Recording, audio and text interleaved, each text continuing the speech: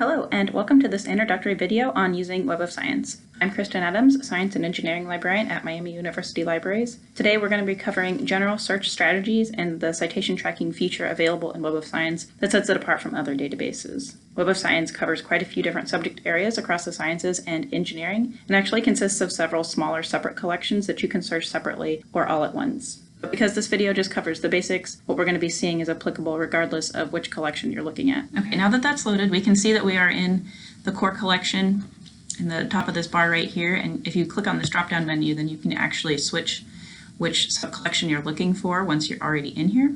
All right, and today we're going to be looking for aquaculture, and we're going to add another row, and we're going to look for North America. And right now it's set to all fields. That's going to give us a really broad search, and we want to be more specific. So we're going to go with topic, which is basically keyword.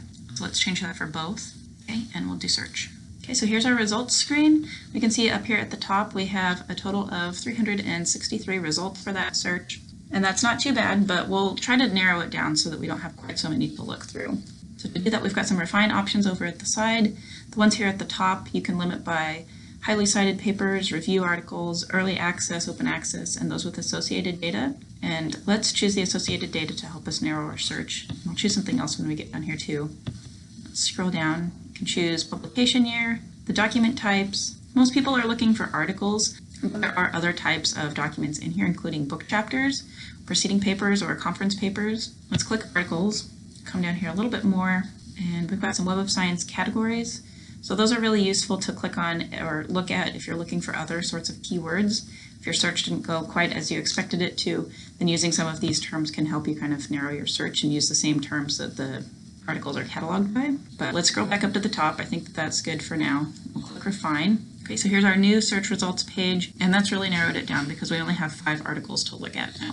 Okay, so let's have a closer look at the search results screen because we didn't do that on the last page. We've got the different articles here. So we've got the title, the authors, the year, part of the abstract, pretty typical stuff that you would see in any scholarly database. But we also have something unique. We've got the citations and the references. So the citations are sources that have used this article to write their research. So that's going forward in time. And going backward in time is the references, which is basically everything that this article has used in its bibliography. And what's really neat is that you can click on these and see what articles those are. And that's a really useful search strategy that makes Web of Science so powerful because not many other databases can do that kind of thing. Okay, so let's choose one of these articles and open it up and see what they have on that page. Let's go with number 3 here. Okay, so we've got a repeat of some of the information that they had on the search results page. We have the title, the authors, and the full citation information, including the journal and the volume and issue number, everything that you would need to write the citation. It's got the full abstract, and if we scroll down, it has the keywords, some of the author information, their institutional affiliations, and this one also, because we clicked on an article that has associated data, it has some information about where you can go and find the data at.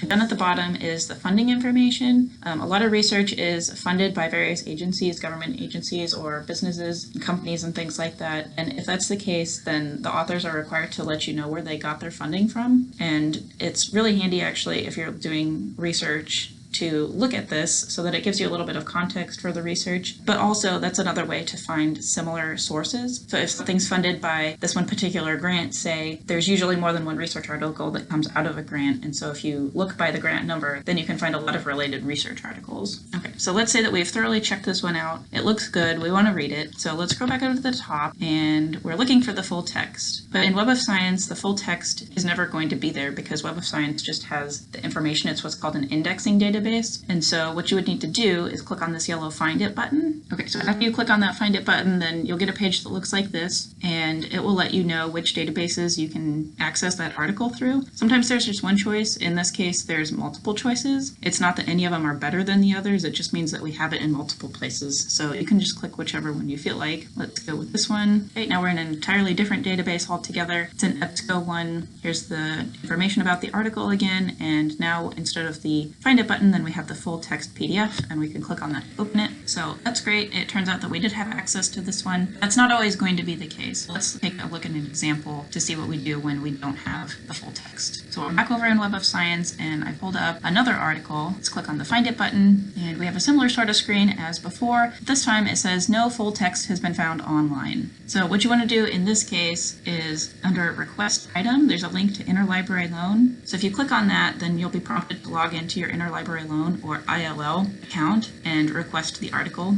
And then usually within a couple of days, you'll get an email that says that your article is ready. You log into ILL again, and then you'll be able to access the PDF from there. Okay, so that wraps up this video for today. I hope that you learned something about Web of Science. If you still have questions, though, please do ask a librarian. We're always here to help, and thanks for watching.